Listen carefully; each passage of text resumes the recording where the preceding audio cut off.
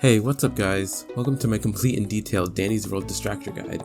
In this video, we will be going into distractor types, trinkets, tunes, and ways to kite every single twisted there is. This guide will also let you know how to never die to twisted pebbles again. Make sure to like and subscribe to see more Dandy's World content, and leave a comment. I read them all, and I love seeing the feedback and support. Also, join my new Discord to keep updated with content in the community. For 1,000 subs, I'll be doing a giveaway in that Discord, so make sure you join before then. Without further ado, let's get into the video. First, let's start with some terms that all distractors should know. Kiting is when you get the twisteds to chase you, but you are faster than them, so you are basically dragging them along, kind of like a kite.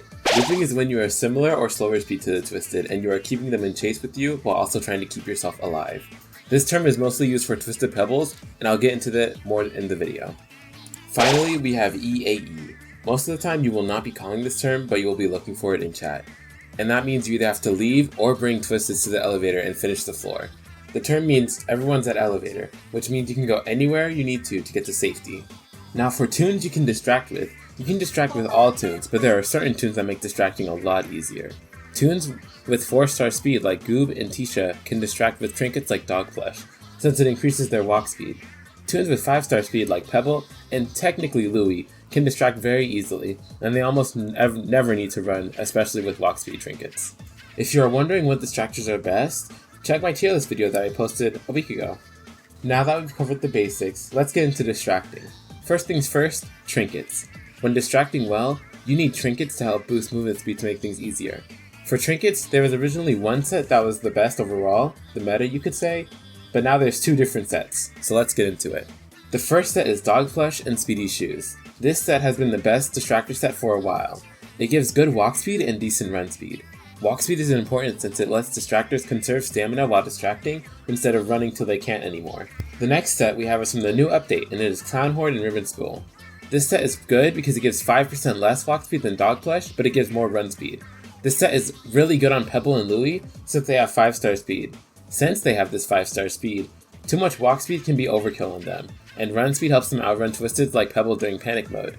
Now that we are fully equipped for the job, let's talk about actually distracting.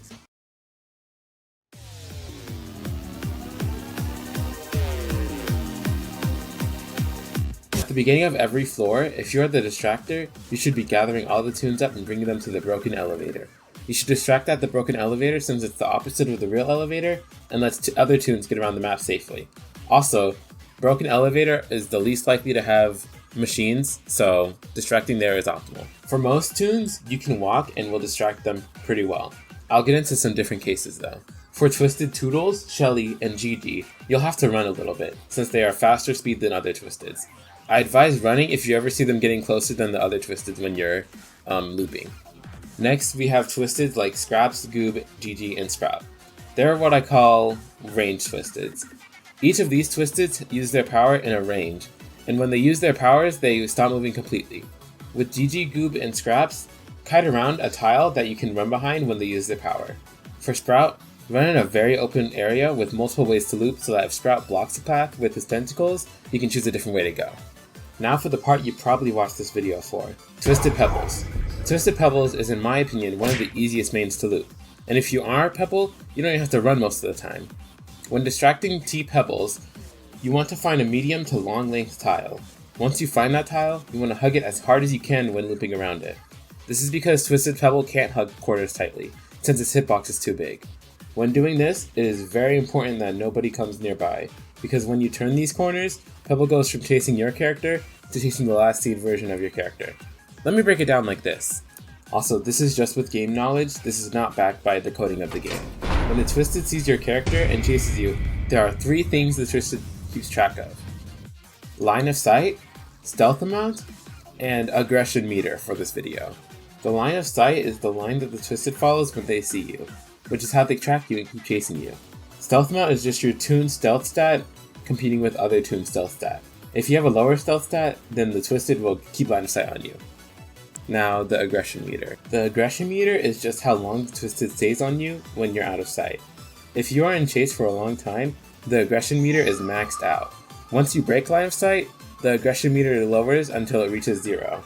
Then they stop chasing you. That's why sometimes when you're distracting Twisted Pebbles, If people run by, they'll start chasing them instead of you. Or if you run behind a wall for too long, Twisted Pebbles will lose aggression. These mechanics are important for Pebble and Astro mains to know, since they are the people that loop Twisted Pebbles the most, and support Pebbles while looping. Also, Twisted count will never reach above 5. It used to go up all the way up to 8, but the devs thought it was too hard and they lowered it to 5. For tips, I would really just say practice. The more you play Distractor and the more that you die and the more mistakes you make, the better you'll learn at distracting. When I started, I was a Goob main, but then I learned how to play and know how to maneuver the Twisteds, and I got better. And now I can distract for up to at least 30 floors on a good day. And that's it for this guide video. Next video will be Sprout's guide, so let me know what tips you would like to see in there. Make sure you drop a like, subscribe, comment, and let me know what guide I should do after Sprout's guide. Also make sure you join my Discord, link is in the description, and I'll see you in the next video. Goodbye!